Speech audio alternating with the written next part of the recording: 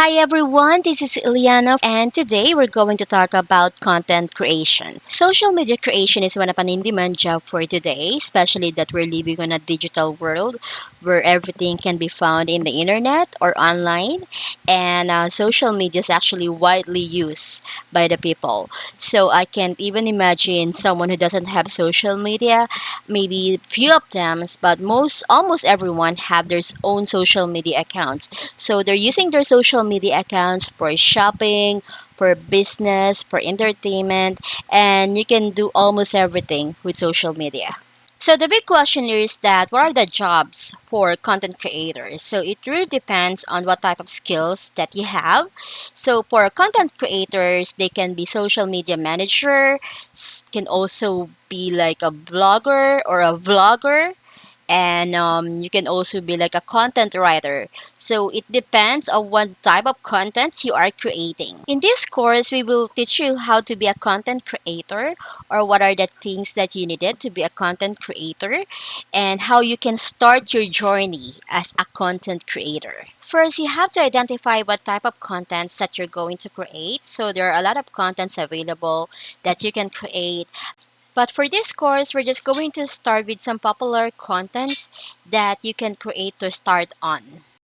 One type of content is the written post. So it includes blogs, articles, guides, newsletters, and more. So for the written post, it will demonstrate or show your knowledge about something, and mostly for the written post, it answer most of the question that people wanted to ask. Second is images. So this is really popular, especially in social media. This kind of content really brings in a lot of engagement from your followers. But with images, you really have to create some very good images, like high definition, high quality images that will really trigger the curiosity of your followers. The third kind of content would be videos. So it's also popular because of YouTube and with the Facebook algorithm. So it shows us that Facebook prioritize videos on their platforms. So there are different kind of videos that you can show or you can create as a content. It could be entertaining videos, funny videos, informational videos. It depends on the brand or the niche that you are promoting. Another type of contents are video stories. So video stories are images and short videos that lasted only for 24 hours. So you can see this on Facebook or Instagram. So video stories are like events, offers, announcement, and behind the scene of your company. For this kind of content, this is created to bring in more engagement to your social media platform. Another content that is gaining a lot of popularity today is live videos. So live videos, you can see those on Facebook Live, YouTube Live, and some live streaming app. So it could also be used by gamers, which is really popular today when they're live streaming their videos. And the good thing about live videos that unlike video stories, so with live videos, you can still stream the videos after your broadcast or after you go live. You still have access to that videos. And these live videos are used to bring in more audience to your event. Another type of content is infographics. So infographics supports explanation, guides, information, and tutorial about a certain topic. So this is created visually. For this kind of content, you have to create all the topic content in just one visual graphics. Now let's move on to testimonials and reviews. So testimonials and reviews can be either graphics or videos, and testimonials and reviews are actually created to trust your brand or your company. Announcement is another kind of content that you can create. So announcements are created to spread the word about your new event, product, or services that you're offering. For announcement, you can create it like a simple graphic or a live video or a short video, or it can also be like a short article. Believe it or not, content is also one type of content that you can create. So as we know, a lot of people likes to win, and if you can see that if you have a contest on your social media, a lot of people are subscribing to your channel. Some people are like joining your pages or liking your pages. And if you can also notice that if you have contests on your social media platforms, so a lot are commenting on your page. So contests can be created through graphics or videos. Now that you already know some of the contents that you can create for content creation, so on my next video, we're going to talk about content planning and strategy.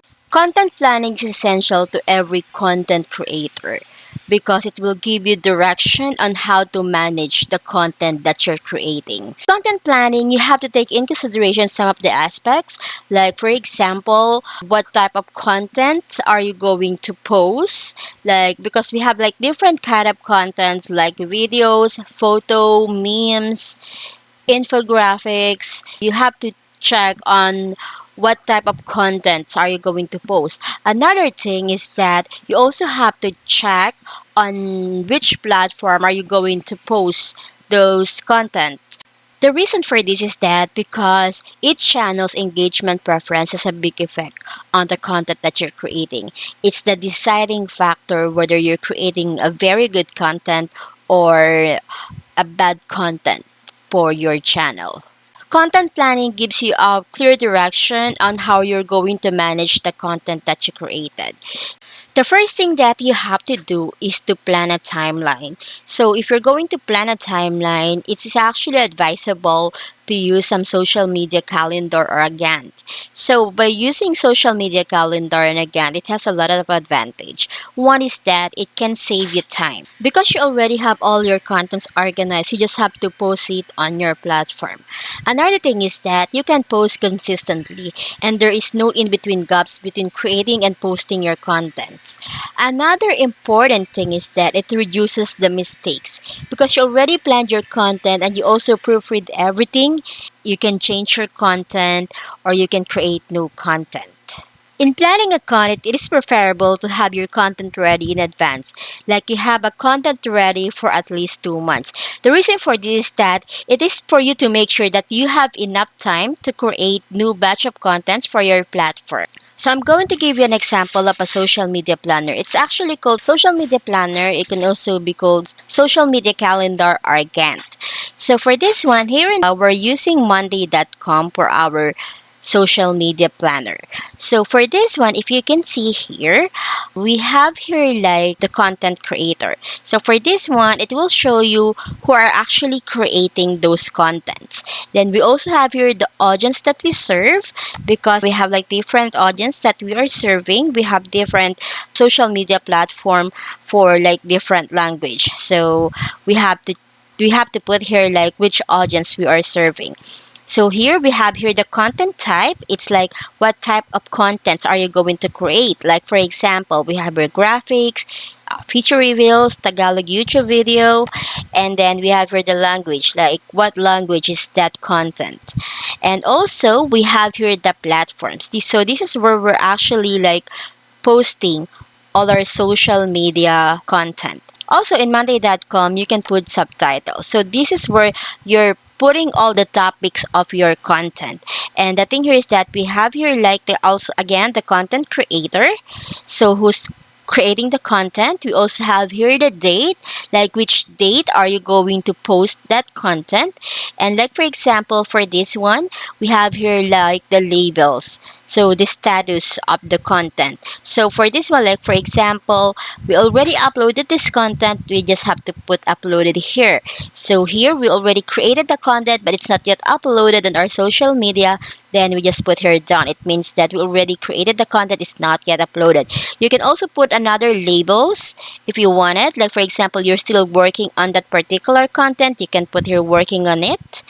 or per upload, or you don't know what you're going to do, or you're stuck. Okay, so of course here we have here, like, if this is uploaded, we're going to put a check here, and who uploaded the content. So basically, this is just an example of a social media planner or a social media calendar. You can also use other social media calendars that's available online. It depends on how you are comfortable in using that particular social media planner. So basically, that's everything about content planning. When you become a social media content creator, there are certain things that you have to consider first before you start. And one of these is strategy, or content strategy. Content creation is just like opening a business or a new business. So first, you have to create some strategy to make your business successful. Content strategy is how you brand and promote your business. So let's take a look on how we're going to create our content strategy. First thing that you have to do is to set your goals. So setting your goals is identifying your niche or your client's niche, and also identifying the buyers or the audience for that particular niche. So you have to do that so you will know what content they like and what content you have to produce. We have to take into considerations the customers or the audience point of view. We have to check what the customers or the audience want to hear or want to see. You have to build a connection with your audience. If you're going to notice some of the influencers or popular content creator, so what they're doing is that they're mastering the art of storytelling. And how to master the art of storytelling? So first you have to get to know your audience or your followers. So you have to identify what they are scared of, what there are challenges, what are their difficulties, and after that you have to address them and identify their dreams and what they want to achieve. The second thing that you have to do is to plan your social media content. So you can do that by checking the analytics of your social media platform. Check the posts that are getting more engagement and checking those posts that are not getting any engagement at all. Most of the social media platforms have their own insights where you can see how your posts are gauging so far. So in that case, you can identify which posts are performing well and which posts are not performing. So in that case, you can choose to remove those kind of posts on your social media platform. Now that you already identified the KPI or the key performance indicator of each post, now you can carefully create your post, and you can start creating the content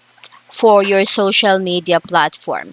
But before that, I'm going to give you three elements that every content medium needs. So one is the topic that addresses the challenges or pain points of the audience. So this is a type of post that offers a solutions to your audience and answer their questions.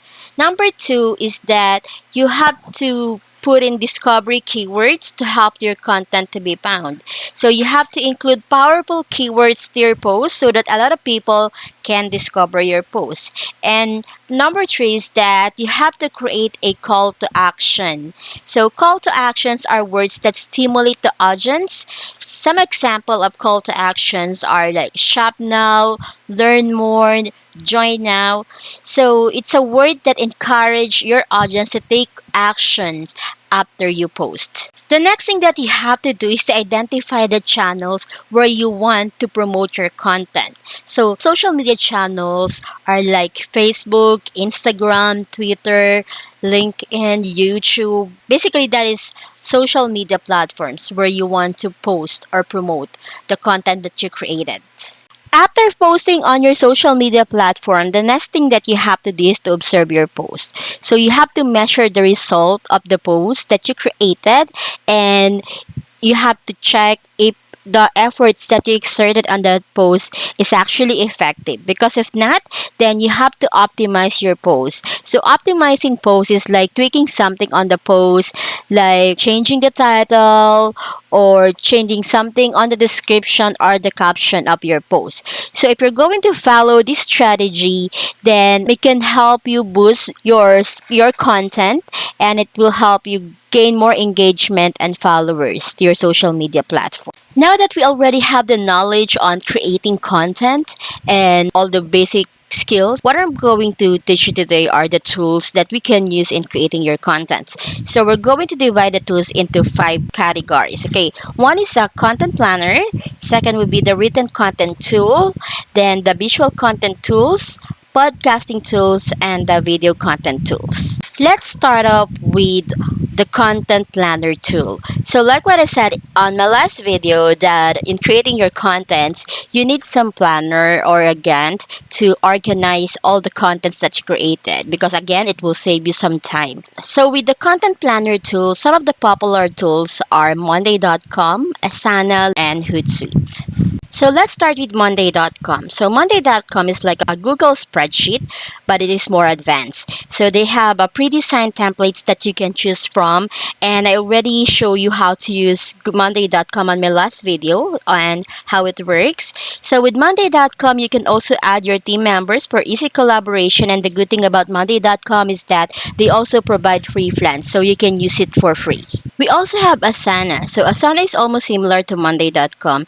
In Asana, you can track your progress, and at the same time, you can track your team's progress. So you can assign tasks to your team member, and they also have a calendar that you can add all the contents that you created, and you can assign timeline on which you have to post those contents. Third thing is the Hootsuite. So Hootsuite is basically a scheduler wherein if you integrate your social media accounts, it will post your contents on a time that you specify. Good thing about Hootsuite is that you can also measure the impact of your post through reports from the conversion of your social media channels.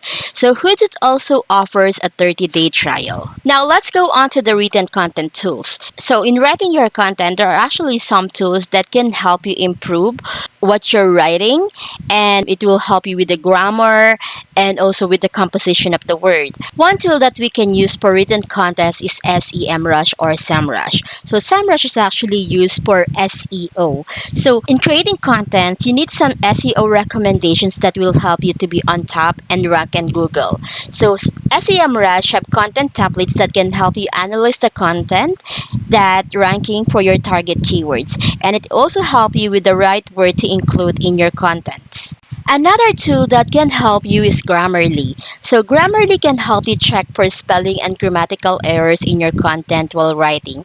It can also help you to focus on the tone of your content, and also it can help you checking the plagiarism. So Grammarly also offers a browser add-on to make sure that you avoid some grammatical errors while posting on your social media pages. If you need to rephrase your content, Killbot is one of the best tools to use. So Killbot is a paraphrasing tool, and it is also a grammar checker and a summarizer. So good thing about Killbot is that it is giving you word recommendations to change the tone of your words that you are writing.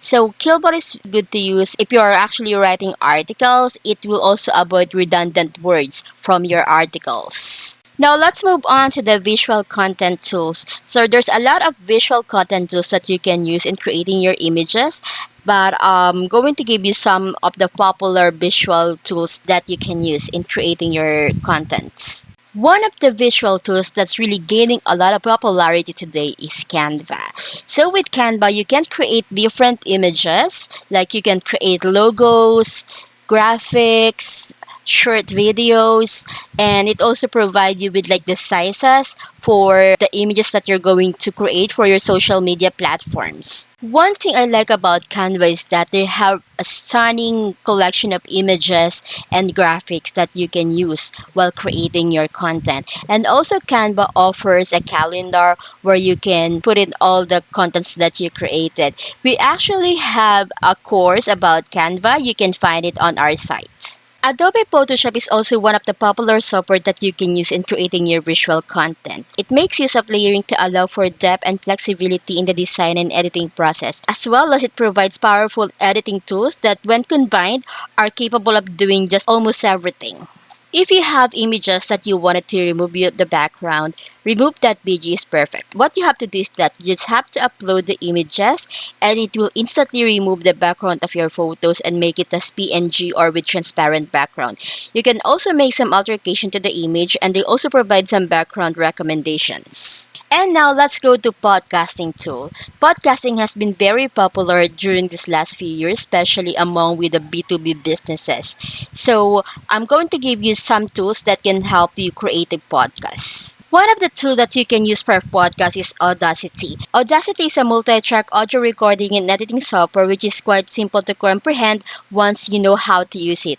So before you know, you'll be recording your first podcast episode and then it's simply a matter of finding the right software for editing and removing background noises and tiny errors.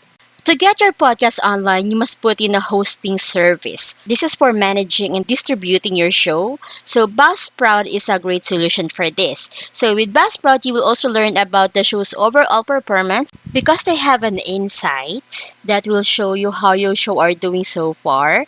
And then this insight can be used in promotion strategy to increase your viewership. Videos are important contents to create because like what I told you on my last video that Facebook actually prioritize posts with videos because of their algorithm. So now I'm going to give you some tools that can help you edit videos. One of the best video editing software, and this is actually what I'm using today, is Wondershare by Filmora. So with Wondershare with Filmora, there's actually a lot of options and a lot of updates on how you're editing your videos. So they have very good transitions, title templates. They also have like musics and videos that you can use from, and there's actually like some tricks with video editing that you can do with Filmora. And the good thing is that they also have like a green screen option. So it's actually that just removing the green screen on your video, but if you have like a black screen, they can also remove that black screen on your video. The best thing about Filmora is that the software is really user friendly. So we actually have a full course about Filmora 9 on our website, so you can check it. Another video editing tool that you can use is Adobe Premiere Pro. So with Adobe Premiere Pro, this is one of the leading videos editing software.